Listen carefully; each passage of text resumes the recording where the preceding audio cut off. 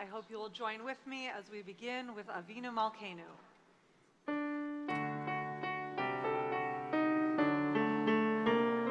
Avinu Malkeinu, Anenu Vaneinu, Avinu Malkeinu, Anenu Vaneinu, Ki ein banu ma'asim, Aseh imanu, Tzedaka v'chesed, Aseh imanu, Tzedaka v'chesed, Ve'hoshienu.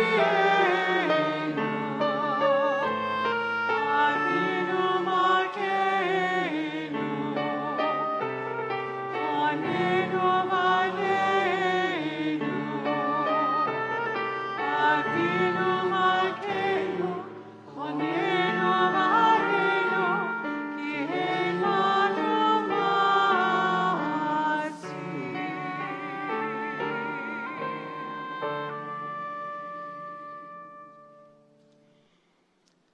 Shana Tova. Shana Tova. We turn to page 112.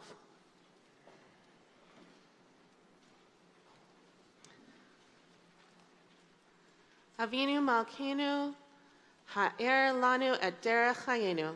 Avinu Malkeinu, how shall we find the strength to take the road less traveled by? Avinu Malkeinu, how shall we come to know the purpose of our existence? Avinu Malkeinu, how shall we learn not to live life in vain? Avinu Malkeinu, how shall we get out of our indifference? Avinu Malkeinu, how shall we distinguish between truth and falsehood? Avinu Malkeinu, how shall we find the answers to our questions? Avinu Malkeinu, how shall we gird ourselves with strength to seek answers? It's hard to believe that we're here together again. Just 10 days ago, we came together as a temple family to celebrate a new year and to begin to write a new chapter of our story together. And tonight, we're here to begin our observance of Yom Kippur, known in our tradition as Shabbat Shabbaton, the Sabbath of Sabbaths. It's a day of reflection and a day of renewal, a day to focus inward instead of outward, a day to hold up a mirror and ask ourselves if we are the people that we want to be. And then we're given the opportunity to change, to turn toward the people that we hope to become and away from everything that holds us back from that becoming. On this day, we often wish each other a Som Kal, or an easy fast, or we might say to each other to have an easy Yom Kippur. But instead of wishing you an easy Yom Kippur this evening, tonight I want to share with you some words from Rabbi Adam Greenwald, which challenged me to think differently about the next 24 hours, and I hope will do the same for you. I don't wish you an easy Yom Kippur. I wish you a Yom Kippur in which you feel something, even if it's just for 15 minutes or 5 or 1, in which you hear something that challenges you not just to listen, but to do something, in which you feel the full ache of Yizkor because you have loved hard in your life and loving never goes away, in which you look inside yourself and see yourself and love life and love your life as worthy of doing the hard work of being better. I wish you tough, honest, loving conversations with yourself and with each other and with God. I hope the hunger actually makes you more sensitive to the next hungry person you encounter. I hope you hear Isaiah's challenge that fasting doesn't mean a thing unless it's coupled with a commitment to justice. I hope you take care of yourself through the day. Take a break when you need to, close the book when you need to, eat if your body requires it. Authentically taking care of our needs is also not easy. I hope at some point you dance. I hope at some point you turn to silence. I hope the final shofar blast resonates in your ears for a long time. I don't wish you an easy Yom Kippur, but I do wish you a day that is something so much better than easy, a day of being fully and truly alive. We turn back to page 9 as we kindle our Yom Tov candles, and we invite up Lori Sullivan and Jess Cohn in gratitude for their tremendous work in chairing our Senior Rabbi Transition Committee.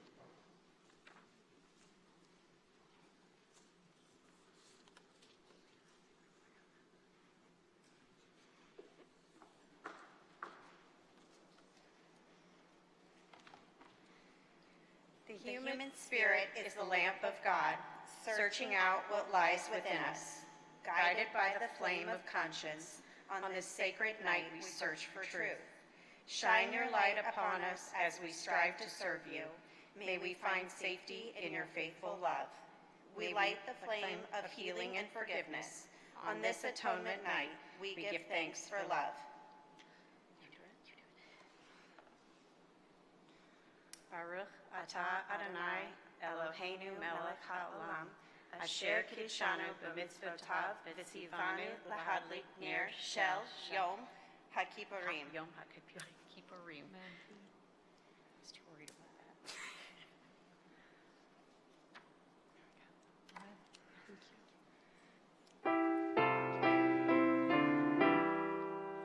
Baruch atah Adonai, Eloheinu melech haolam, shehachianu v'kivanu l'azman hazeh.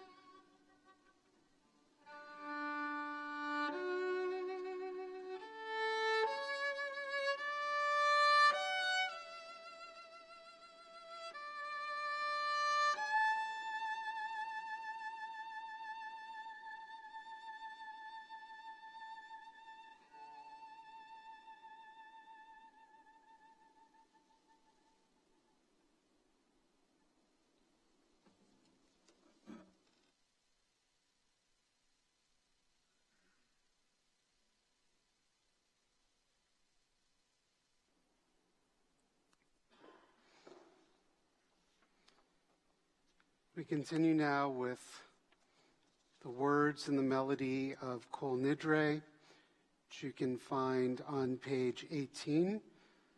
We invite up Susie Cohen to open the ark and to hold the scrolls during Kol Nidre. We invite up our search committee co-chairs, Susie Norton and Jeff Silverstein, John Walbaum, our facility buildings and grounds co-chair, and Mel Epstein, our cemetery co-chair.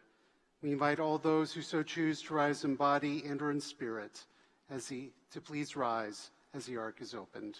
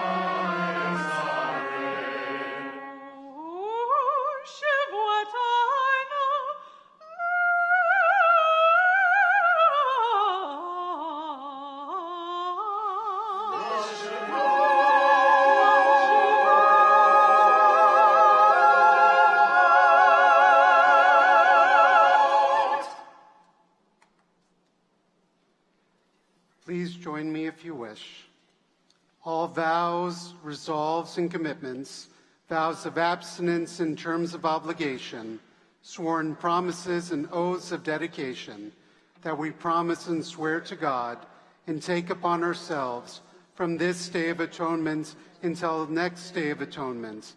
May it find us well. We regret them, and for all of them we repent. Let all of them be discarded and forgiven, abolished and undone. They are not valid and they are not binding. Our vows shall not be vows. Our resolves shall not be resolves. And our oaths, they shall not be oaths.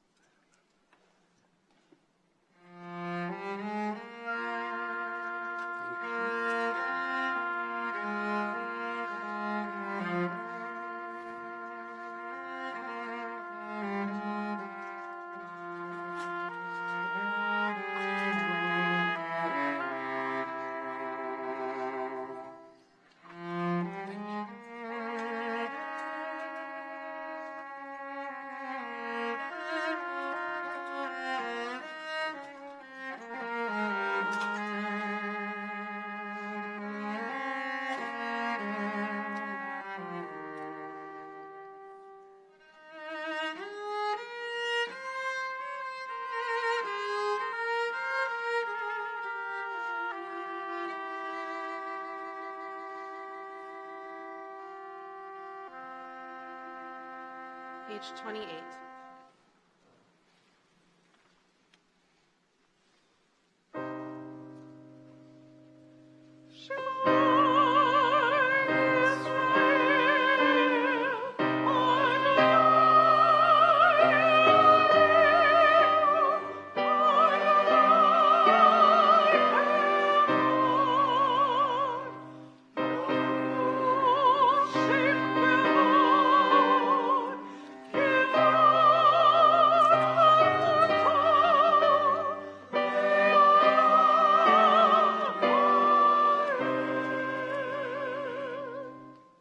On the next page, page 30.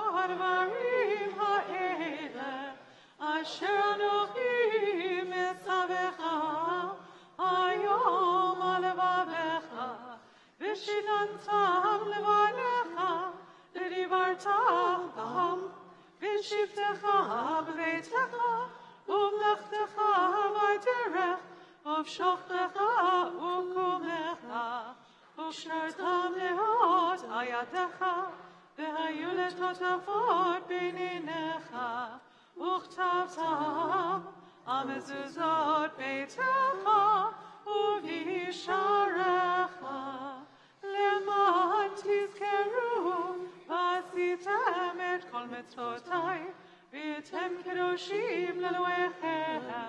אני אדוני אלוהיכם אשר הוצאתי אתכם מארץ מצרים להיות לכם לאלוהים. אני אדוני אלוהיכם, אדוני אלוהיכם אמת. At our Rosh Hashanah morning service, I referenced the movie, You Are So Not Invited to My Bat Mitzvah. Some of you even then went and watched the movie on Netflix that same day and sent me your reviews. Now, admittedly, high art it is not, but it is nice to see not only positive Jewish representation on the screen, but also that there isn't any hint of self-deprecation. All of these Jewish characters are proudly Jewish, something which we both strive to embody and teach here at Temple Israel as well. But more on this in a moment. Getting back to the movies, I'll be honest, like so many, we mostly watch our movies via streaming. Growing up, this concept would have been unfathomable to me, as I loved going to the theater. One of my favorite theaters happened to be adjacent to where they used to keep the Goodyear blimp in Houston. It was so cool watching the blimp either take off or land while on my way to see movies like Total Recall and Pretty Woman. Alas, those days are mostly gone. That being said, I did see several movies this summer in an actual theater, including the social media darling Barbenheimer. Now, I didn't see them back to back. I saw them over a couple of weeks, and I felt both would make for excellent High Holy Day sermons. So I submitted my receipts to the congregation. Now, Barbie is absolutely worth speaking about, but today I wanted to dive into Oppenheimer, or more specifically, the relationship between the central characters in the movie of J. Robert Oppenheimer and Louis Strauss. Based on the book American Prometheus by Kai Bird and Martin J. Sherwin, I went to the movie thinking it would be focused on the development of the atomic bomb, the Trinity test. That is certainly a part of the story, but really the movie, spoiler alert, focuses on Oppenheimer's and Strauss's fundamentally different worldviews and how those views not only impacted their relationship, but also their lives. Julius Robert Oppenheimer was born into the Jewish family of Ella Friedman, a painter, and Julius Siegelman Oppenheimer. Robert's father, who came to the United States as a teenager from the King of Prussia, ultimately became a very successful textile importer. He used that wealth to support his family and indulge his two sons. Rather than focus on their Judaism, which they were nominally connected to, Robert's family became involved in the Ethical Cultural Society, and Robert was educated at the Ethical Cultural Society school founded by Felix Adler. This school, whose motto was "Deed, not Creed," placed a tremendous emphasis on personal growth and social transformation. It is quite possible that because of these experiences growing up, Robert developed strong progressive leanings, and he at least flirted with socialism and communism, which was at the heart of many pro-worker developments at that time.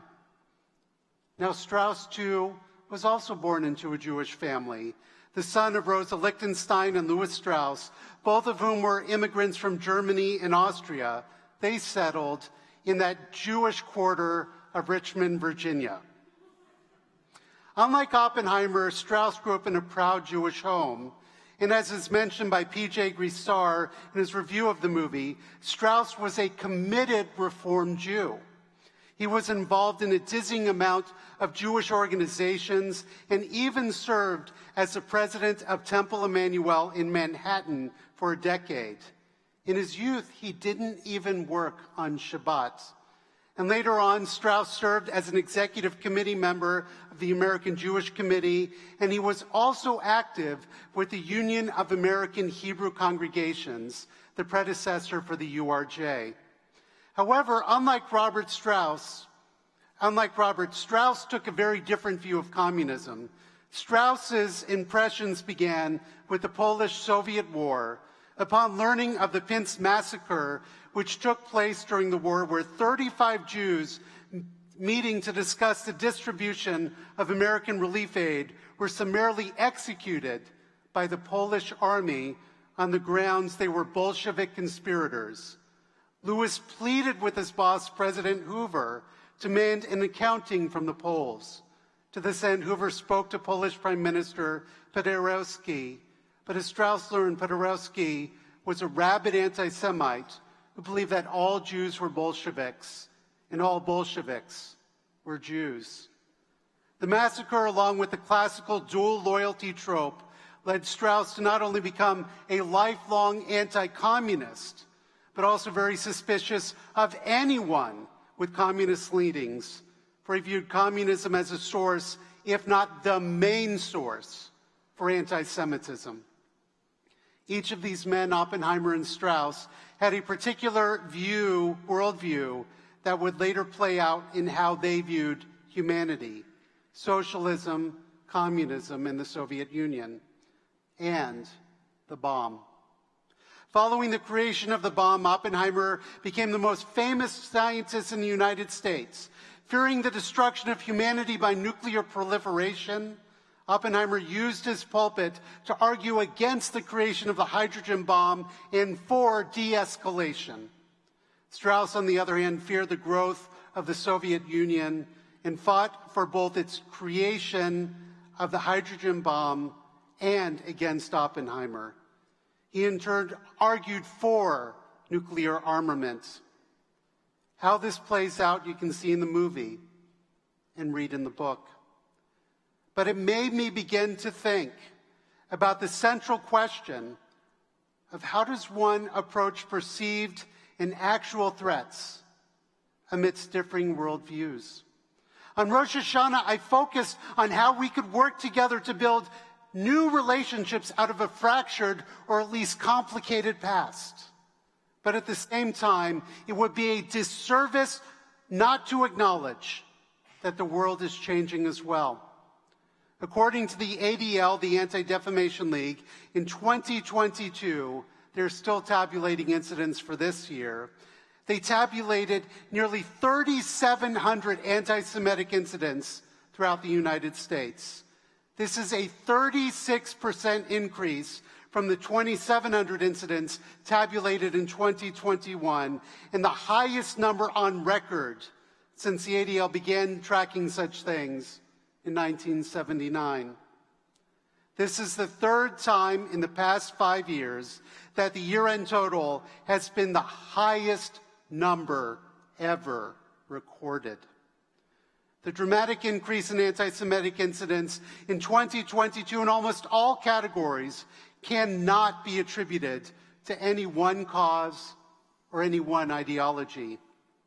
Significant surges in incidents include high volume increases in organized white supremacist propaganda activity, K-12 schools and college campuses, as well as deeply troubling percentage increases in attacks on Orthodox Jews and bomb threats towards Jewish institutions, an increase from 8 to 91 incidents. Sadly, there have been numerous attempts to disrupt High Holy Day services this year at any number of congregations, an issue which we are well aware, including the use of bomb threats, something that is truly disheartening just as much as it is upsetting. As we know, the world is ever-changing, and what is old is often new again. New hatreds begin to emerge both on the right and on the left. But what's different this time is people began to defend old hatreds based on their own personal identification. It is as if many folks are justifying their own team's stance, but are quick to call out the opposition. Both anti-Semitism on the right and on the left are huge problems. However, there's another emergent challenge threatening to undermine our fight against hate, and that is the politicization of anti-Semitism. Or as some argue, join my side because your side is the anti-Semitic one. This way of thinking is inherently wrong. As Ambassador Dr. Deborah Lipstadt wrote in her book, Anti-Semitism Here and Now, we must make people aware that anti-Semitism is not solely a problem of the right or the left, but that it exists in both arenas. It might be more institutionalized on the left, but as we are also seeing, it is an element in the rise of right-wing nationalism, both in the United States and abroad. We cannot let those on the left, progressive people who are dedicated to righting long-standing wrongs, blind themselves to the anti-Semitism that has tragically insinuated itself into some areas of the political left. Similarly, we must forthrightly acknowledge those on the right who say they are merely trying to protect, quote, European culture, as the anti-Semites and the racists that they are. Anti-Semitism is not a left issue or a right issue. It is a human issue. Yes, there is much to fear with increased hatred, and sadly it has both a financial and psychological impact. We are spending so much more of our time, energy, and resources combating this particular form of pernicious hate. But at the same time, we also have many more allies than we have ever had in the past, even if it seems like some of those alliances are frayed. Thankfully, we live in a time and a place where local elected officials and authorities, for the most part, are on our side. Unlike the recent and not so recent past, it is our police who rushed into the synagogue in the Tree of Life, and they were also there to help free Rabbi Charlie Citron Walker and his congregants in suburban Dallas from a deranged madman. It's also our local Omaha police who are not only present during our High Holy Day services, but who have also helped us work to make our building and make you safer and more secure. To them and to our security forces whose presence here today, we are eternally grateful. We have allies, but we cannot rest on our laurels. We cannot simply assume that old alliances will hold without continuing to foster new relationships. This is why the work of Tri-Faith and the Commons are so important to us locally. Tolerance is not the goal. Rather, we should always be striving towards acceptance, even when we disagree. As Rabbi Meyerson spoke about on Erev Rosh Hashanah, disagreements for the sake of heaven can be a reflection of a genuine, authentic relationship.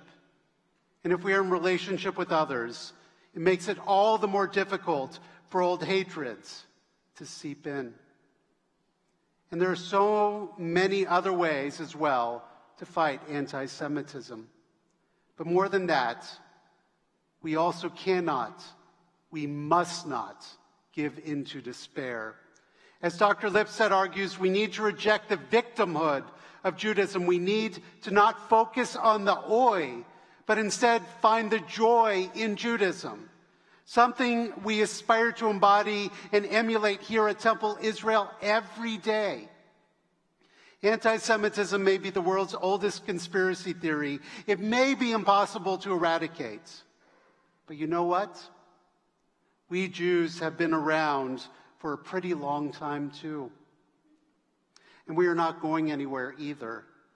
On this Yom Kippur, this most solemn and somber day of the Jewish year, let us recommit ourselves to standing strong, standing up in the face of hate and intolerance, and standing proud as a Jewish people.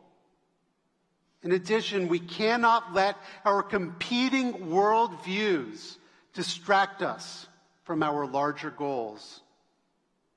Due to both their larger-than-life egos and competing worldviews, Strauss and Oppenheimer became bitter enemies.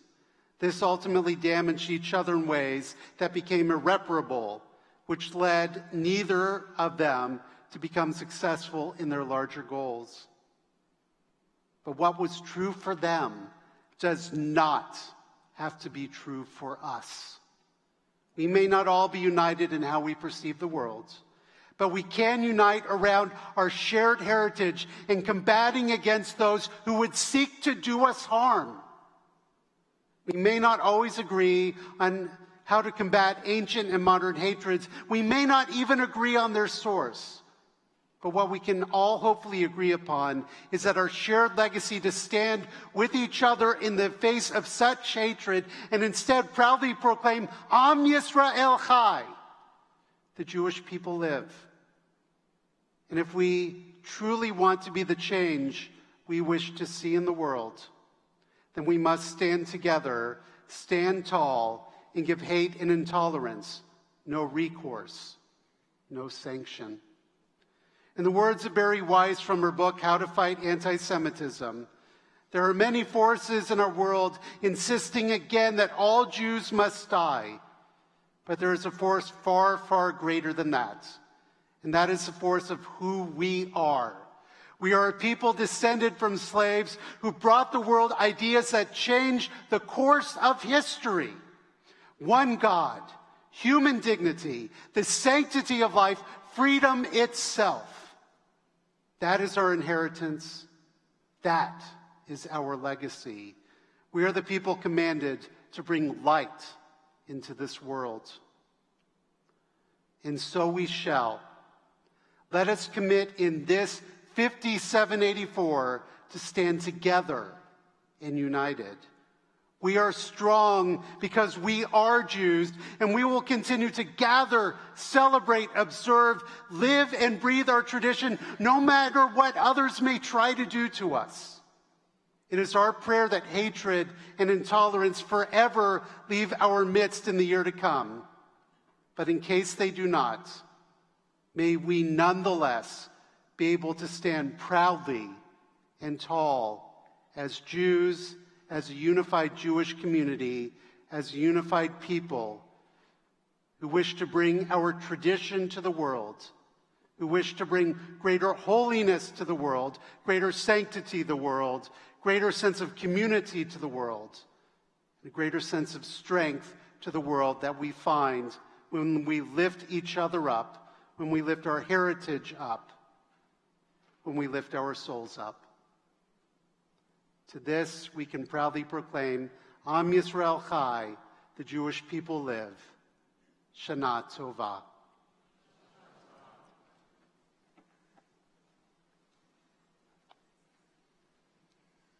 The words to Ki Hine Kachomer can be found on page 102. This beautiful poem speaks about how we are created. The metaphor of God as our artist, as the water, as a carpenter, as a sculptor. We are created, we have a destiny, we have maybe no idea of the why or the how it is that we should be. And yet, here we are, the piece of art, a ship on the water, a way in the world. Ki hine kachomer.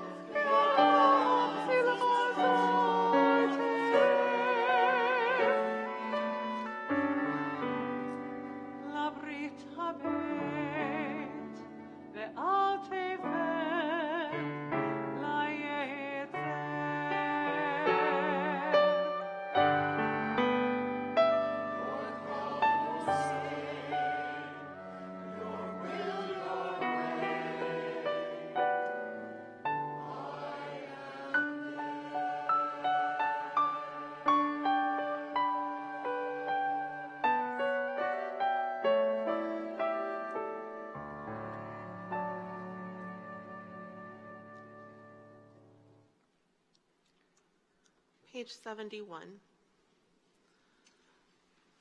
We read together in the middle of the page. On this night of atonement, grant us, God, a sense of your presence as we call upon your name. Speak your hopeful message to each yearning heart and answer the worthy petitions of each searching soul. Purify and strengthen our noble strivings and cleanse us of all our unworthy desires. Join us together in fellowship and in love, and grant us the joy which comes from enriching other lives. Help us to be loyal to the heritage we share. Draw us near to Torah in wisdom and in faith. Strengthen our devotion to our people everywhere. Keep alive our faith in righteousness and truth. Bless us with hopes to uplift our daily lives, and keep steadfast our courage and our resolve at all times. On this night of atonement, help us, God, to be worthy of your presence as we call upon your name. We turn to page 82 as we begin a Shamnu together. It is the beginning of our series of confessions, and as we chant each of the things that we are transgressions that we are saying that we are sorry for, we invite you, if you so choose, to take a fist and to tap it on your heart as an outward symbol of the despair that we feel and that we are hoping to change in the coming year. Page 82. Please rise.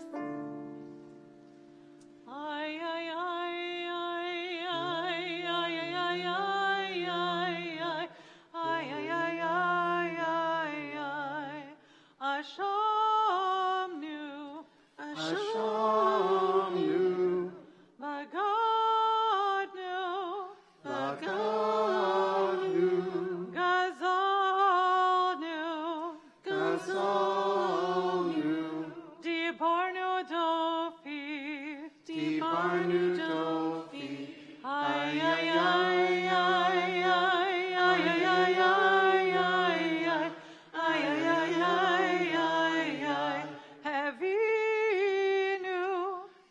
Hevinu, Vehirshanu,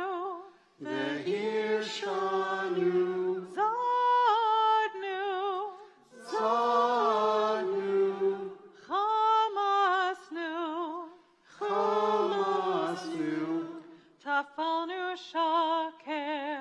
Tafalnu Shaker, ay, ay, ay, ay, ay, ay, ay, ay, ay,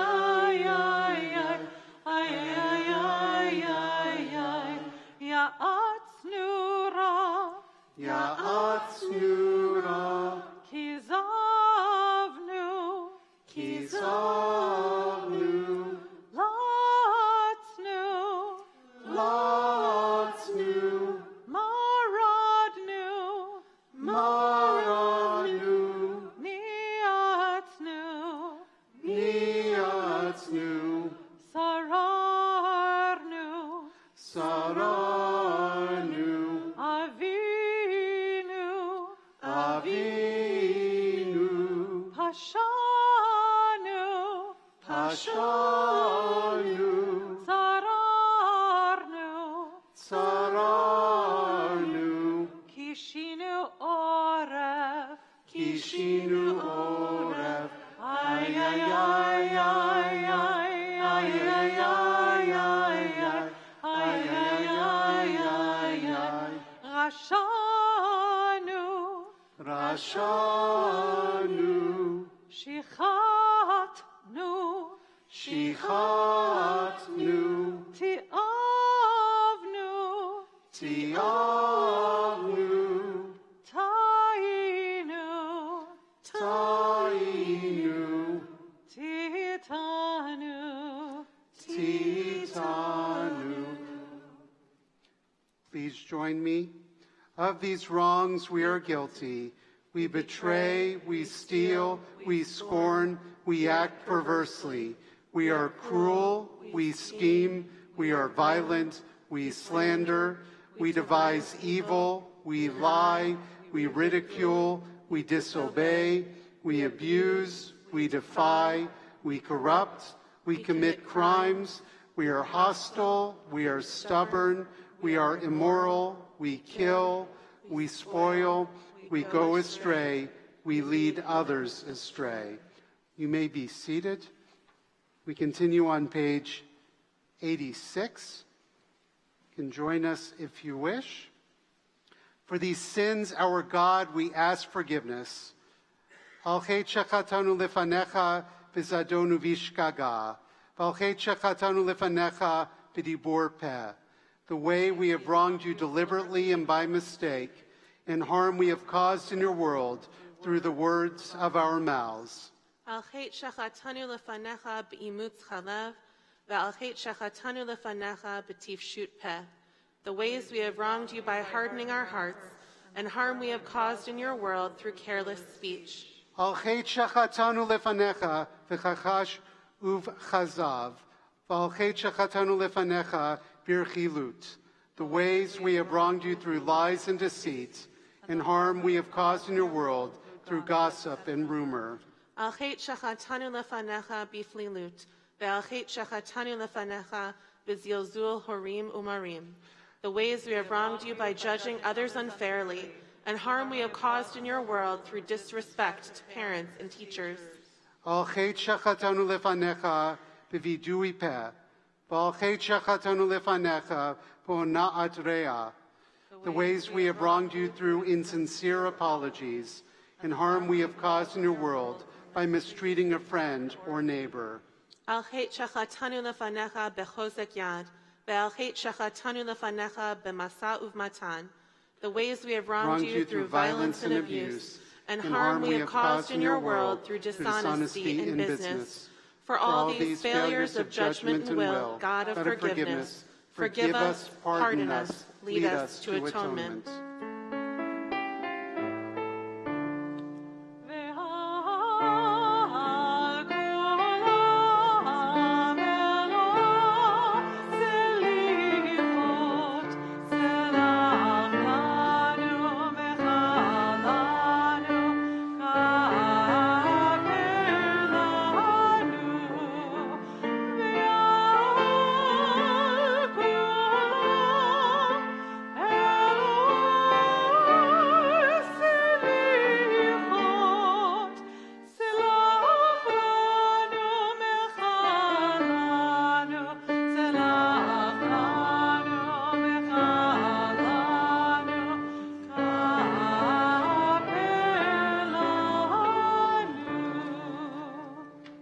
Page 88.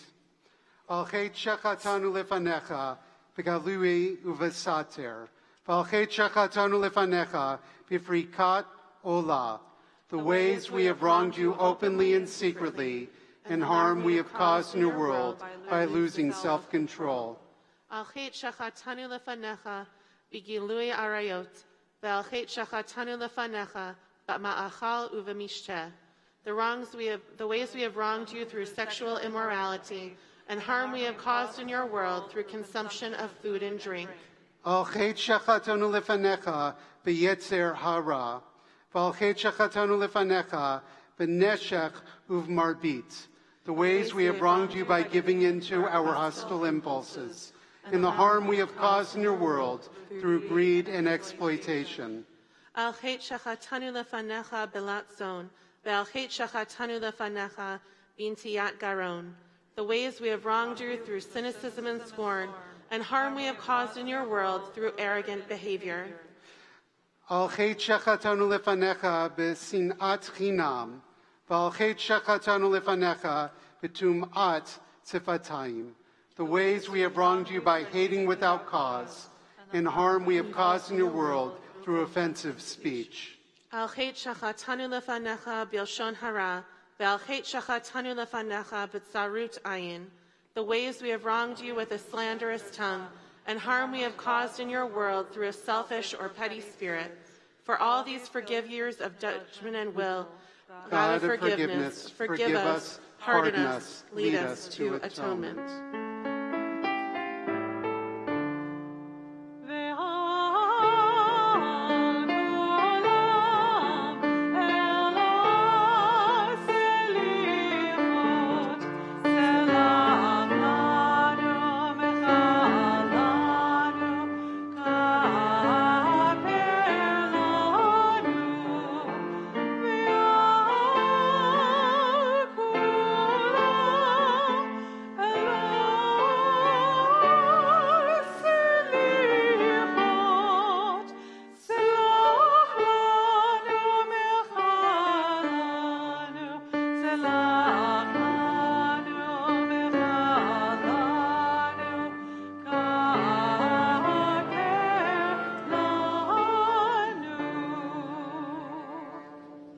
And just on Yom Kippur, as we remember the ways we may have gone astray, we also remember the ways that we have done right by ourselves, our family, our friends, our community, and our world as well.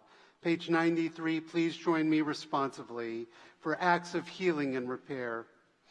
God, our creator and guide, let us speak now to the healing acts by which we bring you into the world, the acts of repair that make you a living presence in our lives.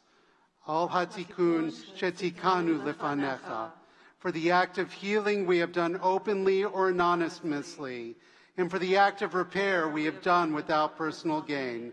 Al hatikun shetikanu lefanecha, for the act of healing we have done by seeking forgiveness, and for the act of repair we have done by forgiving others. Al hatikun shetikanu lefanecha, for the act of healing we have done through righteous giving, and for the act of repair we have done by opening our hearts. Al hatikun shetikanu lefanecha, for the act of healing we have done by comforting the mourner and visiting the sick, and for the act of repair we have done by pursuing justice and human rights, fairness and civility.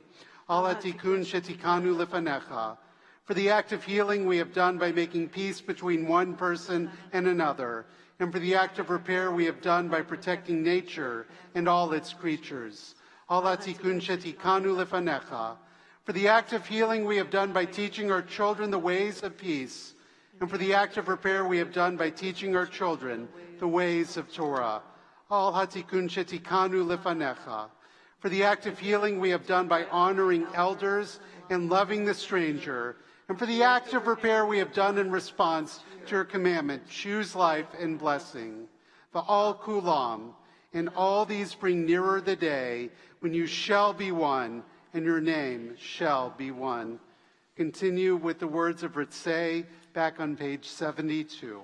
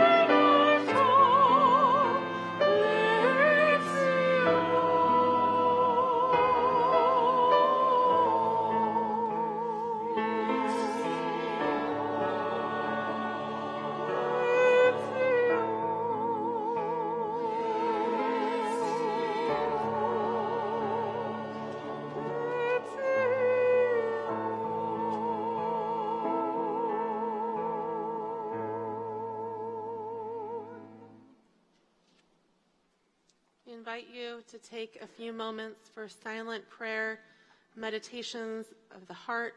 You can continue with the words on the page through page 81, or whatever it is that you are feeling or thinking or reflecting on in this moment. And on page 81, we'll join together for a prayer for peace.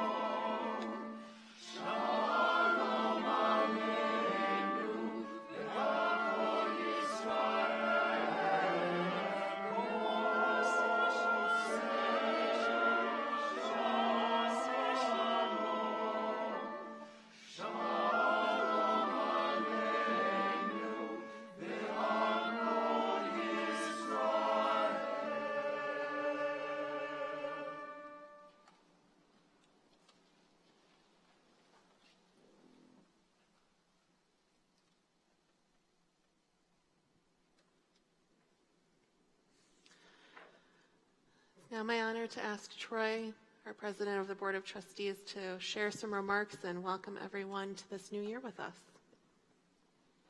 Thank you. Shana Tova. For those of you who don't know me, my name is Troy Meyerson, and I am honored to stand before you for the second Kol Nidre as your president, the president of this great congregation. I've been thinking a lot about transition lately. You see, my oldest daughter, Ainsley, recently started her freshman year at the University of Michigan. College is a big transition, She's now living in a new city without her family and close high school friends. She's figuring out how to get around in a new town, where her classes are located, and where the good places are to study and eat, and probably not in that order. She is meeting many new people and trying to remember names. She's having an amazing time, but she's also trying to figure out the lay of the land for this new chapter in her life.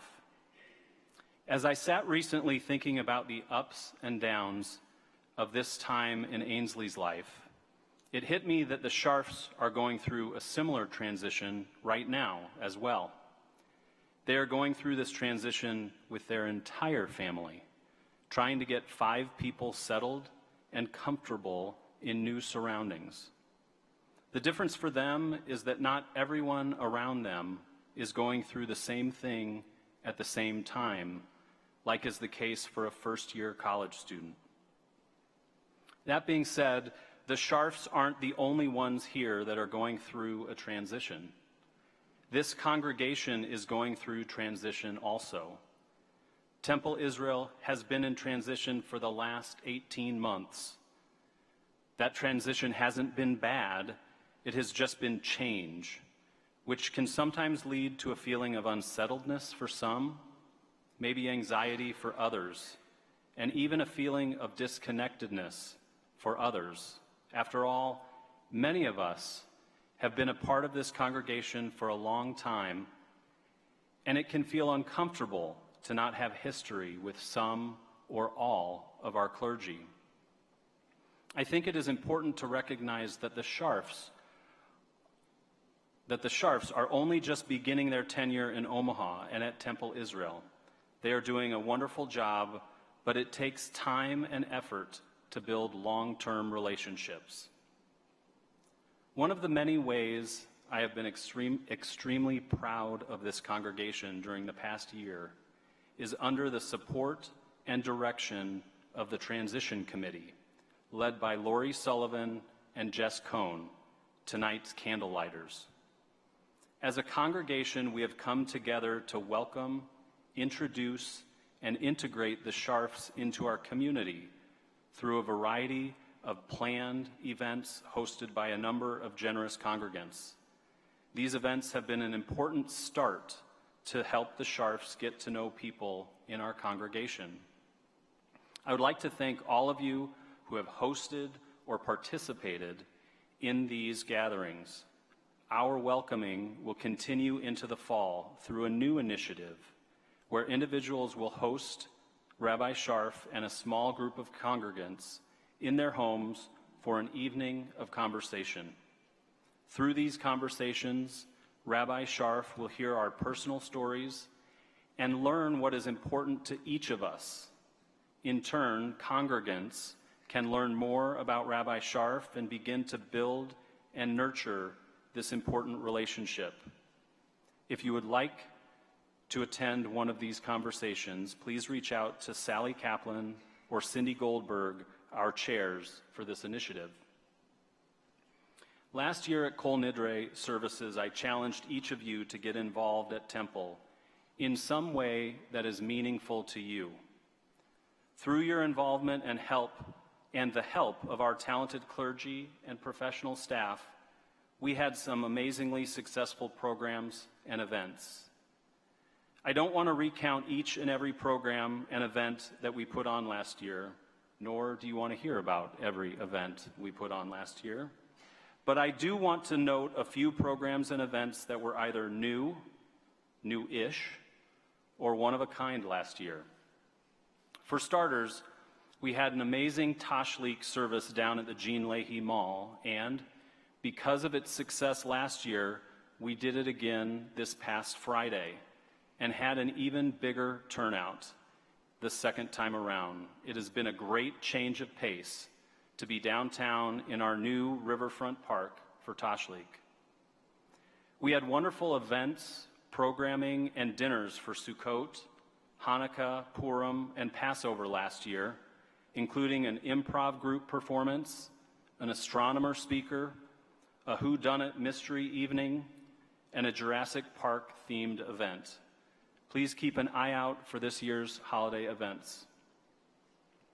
We put on our first, at least in a long time, overnight women's retreat at the Lead Lodge in Nebraska City for almost 60 women. This was a great opportunity for a group of our women congregants to get together and discuss topics involving mind, body, and spirituality. We also welcomed the Jewish community and the greater Omaha community into Temple Israel to hear Maestro Francesco Latoro and his talented Italian vocalists, accompanied by the Omaha Symphony for the Concert of Lights. This event was envisioned and spearheaded by Susie Cohn, and in partnership with Cantor Alexander, was brought to fruition. It was an amazing event and a great opportunity to welcome people from all over the city into Temple Israel to hear music recovered from the Holocaust. Tri-Faith just had its second annual United We Walk fundraiser here on our campus. This event is the principal fundraiser for Tri-Faith, and this year was even more successful than the year before. The energy at this walk is inspiring, and I encourage each of you to try to come next September to the walk here on our campus. This year, we also have had capital improvements to the Tri-Faith Garden area. The produce from the garden continues to thrive and supply several local pantries with thousands of pounds of fresh vegetables during the growing season. And lastly, during the second half of the year last year, the Board of Trustees started its coffee and conversation drop-ins. One Sunday morning a month from 10 a.m. to noon in the Simon Court, all of you are welcome to stop by, have a free cup of coffee, and discuss whatever is on your mind about Temple Israel with the two board members there that month. We will be continuing this program this year, and I hope you will consider dropping in and talking with us about whatever topics are on your mind. Our special events at Temple Israel do not just happen. They are carefully planned and executed by our talented professional staff and clergy, and we appreciate all that you do for us. So my ask of you this year may sound similar to my ask of you from last year. However, it is a different time and for a different purpose. Last year, we were coming out of the pandemic and looking to reconnect with each other. We were looking to exercise muscles we hadn't used for a couple of years, getting comfortable walking into this building again, working to be comfortable in a room filled with people. We were trying to feel out our new normal. Today, we are looking to start a new chapter in our congregation's storied history. We are looking to integrate our new senior rabbi and his family into our congregation and figure out together what is the next period in our history and what does it look like. Last year's transition was getting through a doorway or climbing a small hill. This year's transition is starting a new voyage or beginning an adventure together. In the spirit of transition and change, I would like to challenge each of you to find a new way to involve yourself in the life of Temple Israel again this year. We need you. We need your talent, your interest, your involvement, your energy, and your commitment. I challenge you to get involved in at least one new thing at Temple Israel that you are passionate about. I challenge you to jump in and simply get involved. Figure out what is Jewishly meaningful to you and to your family. For some of you, that might be becoming a volunteer with Toby's team and greeting people every so often on Friday nights. For others, it might be getting involved with Tri-Faith and the programming put on throughout our campus. For others, it might be volunteering on a committee or attending one or more of our holiday events. Yet for others, it might be writing letters to senators with the Social Justice Committee, and yet for others, it might be going to Torah study on Saturday mornings or volunteering with our Caring Committee or engagement committee. And if you don't feel passionate about any of these ideas, which is absolutely acceptable, I encourage you to contact Mindy Marburg to talk with her about what you are passionate about. We have an endless number of ways for you to get involved around here, and I know we can help you figure out what is Jewishly meaningful to you and your family. And before I conclude, I would like to thank my wife, Jamie, for supporting me through my presidency here at Temple. I would not be standing before you tonight without her love, support, and encouragement. I love you. And I'd like to wish everyone Gamar Hatima Tova. May you be blessed. May you be sealed in the book of life. I wish all of you a year full of sweetness, health, and meaning. Thank you.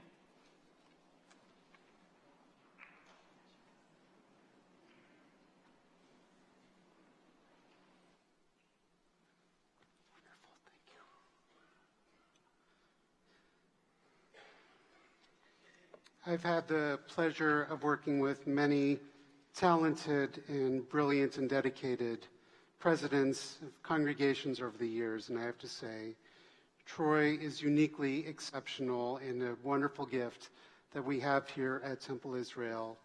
He and his family have shown a dedication and vision that has really inspired me and my family in our very short period of time here with all of you. And so I would just like to add, which I almost never do, just one more piece to his words of encouragement, of engagement, which is, in addition, please keep introducing and reintroducing yourselves to us, so that way we can get to know you better as well, and we can continue to foster those relationships as we build upon the future of our community together. Now we transition in our service to our service of memory. You can continue on page 121. So we find the introduction to Mourner's Kaddish. This holy night concludes with memory. Our last thoughts always are of those we have lost. We miss them especially tonight, yearning for their presence at our side. The service we have shared once was theirs. They spoke and sang the ancient words. They prayed, repented, and yearned for better lives, as we have done. Flawed in their deeds and perfect in their faith, they still drew strength from their tradition as we seek fortitude in ours. What was good and beautiful in their lives once gave us joy, and it now inspires us to reach higher. The knowledge that they loved us deeply brings comfort to our hearts. So we light candles of remembrance and gratitude and speak this timeless truth. Zichronam livracha. Their memory is a blessing now and forever. We pray that their goodness will live on in our lives, planting seeds of kindness and hope for generations to come. Our thoughts turn now to our loved ones whom death has taken from us in recent days and those who died at the season and in years past. Our hearts open as well to the wider circle of loss in our community and wherever grief touches the human family. Zichronam livracha, may their memories be a blessing in this new year and always. When you hear the name of a loved one, we do invite you to rise in body and or in spirit. And if you rise in body, we encourage you to remain standing. We're in the period of Shloshim, the 30 days of mourning for Nina Freifeld-Giles, for Conrad Lopez-Fuentes, and for David Levinson. And the Yortzites, the anniversaries that we observe on this day, are for Leon Alexander, Arthur B. Anchil, Marie Bloom, Paul Blotke, Francis V. Blumkin, Hyman Brody, Fred B. Chernis, Vicki Chesson, Louis M. Cohn, Sylvia Cyref Davis, Nellie Von Dorn, Rose Edelstein, Lee E. Fredericks, Rose Goldstein, Richard A. Graham, Philip Greenberg, Martha Harris, Jenny Hornstein, Herman Jacoby, Jack M. Levin, Sidoni Marburg, Gerald Zali Merer, Edwin G. Milder, Ted L. Manassi, Fred Ostro, David Raskin, Bernard H. Raskin, Henrietta Rosenstein, Iska Block-Rothholz, Richard J. Seidner, Frederick Joseph Simon, Ann Slusky, Dora M. Yaffe. May their memories be for an abiding blessing. We recall as well the 6 million who perished in the violence of the Shoah. Our griefs and sympathies are mingled. We invite all others who so choose to rise as well in solidarity with the mourners as we join together in Kaddish Tom Mourners Kaddish, page 122. Yikadal v'yikadash shemei Rabbah, v'yalma divrach hirutei v'yamlich malchutei, v'chayechon v'yomechon, v'chayei d'chol Beit Yisrael, b'agalav v'zman kariv imru amen. Yehei shmei Rabbah mivrach le'alam u'lamei maya, yitbarach v'yishtabach v'yitba'ar v'yitromam v'yitnaseh, v'yitadar v'yitaleh v'yitalal shmei d'kudashah b'richu, le'ela min kol birchata v'shirata, tushbechata v'nechemata, tamiram b'alma v'imru amen. Yehei shlama Rabbah min shemaya, v'chayim aleinu ve'al kol Yisrael, v'imru amen. Oseh shalom b'mromav, hu ya'aseh shalom, aleinu ve'al kol Yisrael, v'al kol yoshvei tevel, v'imru amen. May the source of peace send peace to all who mourn, comfort to all who are bereaved. Together as one loving family, let us say, amen. You may be seated. And now we invite Troy back up to present to us a few of the announcements about the upcoming events in the life of our congregation. So a few thank yous before the announcements. Thank you to our musicians, David and Darcy, also to Jerry and the Colrena Choir, back of house, Scott and Ed, tech is Nate and Eli, hospitality, Mindy and Toby's team, security, the Tactical Elite Group, and our Zoom maven is Dory Bernstein. The audience and the support of our members, patrons, and sponsors, we'd also like to start off by asking all board members present to stand and wave.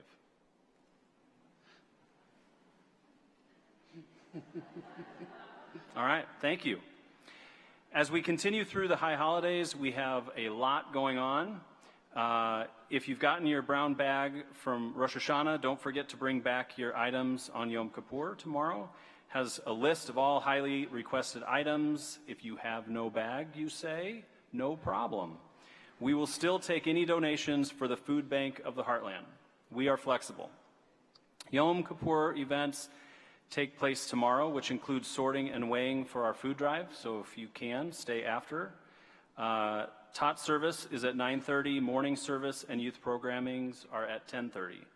Food sorting and packing for the food drive will begin immediately following the service.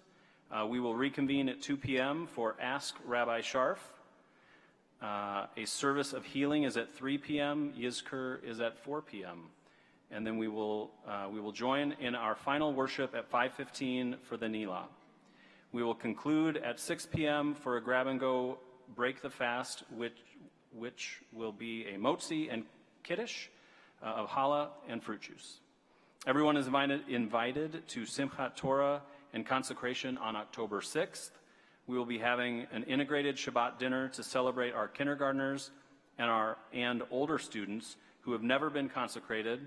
As they participate in this special service, they will formally recognize their family's commitment to Jewish education. The cost to attend is only $5 per family, as this dinner is generously sponsored by the Irv Blumpkin family in honor of Haley's consecration. Thank you. Please RSVP by September 29th. You can find the details and the registration link on our High Holidays page. And the High Holidays don't end with Yom Kippur. Learn about upcoming events, including Sukkot, on our High Holidays page and the Temple Israel website, which is up on the screen right now. Thank you very much. Thank you, Troy.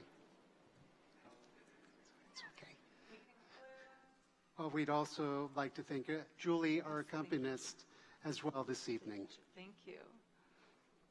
We conclude with Hashivinu.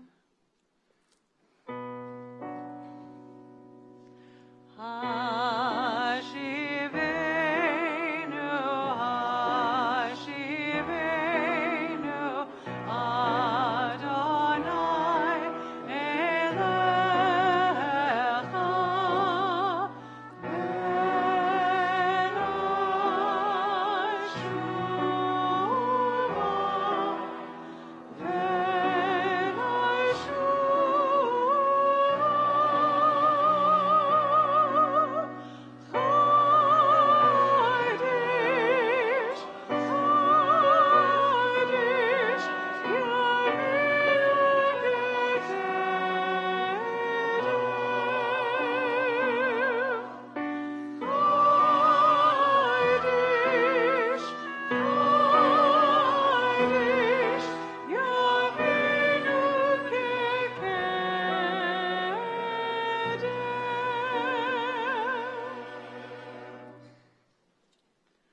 Shabbat